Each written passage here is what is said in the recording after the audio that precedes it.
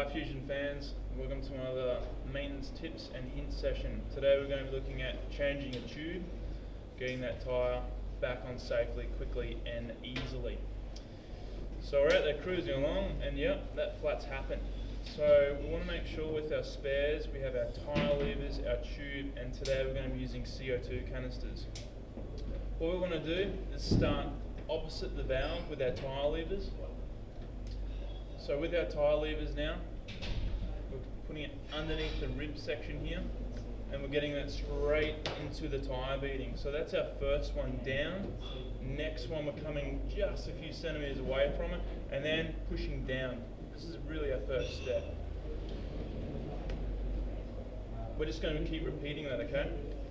So we're going to keep moving along here until we've got, say, a good 15 centimetres of actual tyre beading off the rim here.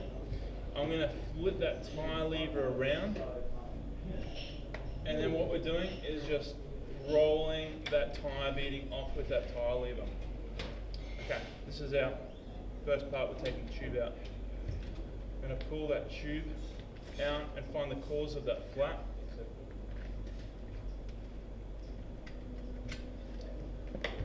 With our tyre lever now, we're going to run the tyre lever underneath the tyre beading. If there's any debris there or glass, we're going to find it and not using our thumb, which we could catch or cut ourselves. Alrighty, we found the cause of that tyre, that leakage. With our fresh tube, we're going straight back into valve time. Okay, so we do get in the habit of actually bringing our tyre logo in line with the valve head here. Let's get off the road as soon as possible, back into that cycle training, okay? What we're doing with our thumbs now is just rolling the tube inside that tyre beading. So bit by bit, just working it through. Okay, so this is now our next step here with actually putting that tyre beading back on the rim.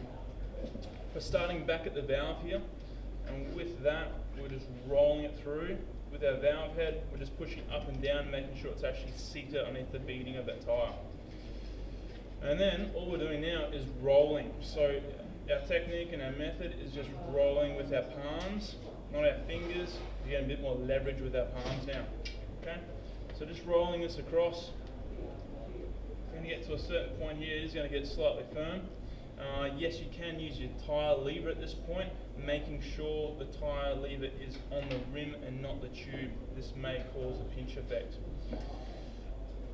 What we're doing now is rolling on, so rolling, rolling, rolling. Okay, I'm now going to get to this section here.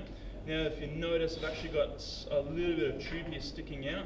I want to then just roll this up to make sure the tube is seated underneath the tyre beading here. So what we're going to do now, we're just going to run through and make sure that that tube is well and truly seated underneath that tyre beading. If it's not, and using CO2 canisters, it'll let you know if you've caught it. It's going to go off in a real hurry. Okay, I'm pretty happy with that result there. Starting back at the valve, opening that valve, ready for CO2 time.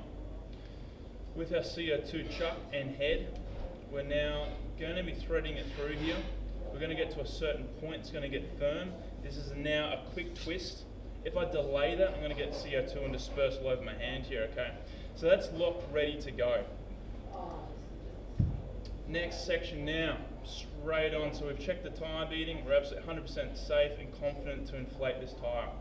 So what we're doing now is actually, we're squeezing. We're using a hand as a lever, and we're just going to keep tapping this CO2 until it's totally filled into that tyre. Alrighty. So quick squeeze here.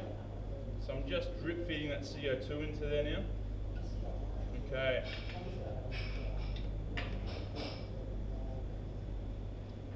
Okay, it's dispersing into there quite nicely. Okay, that is ready to roll now. That's how we change tyre.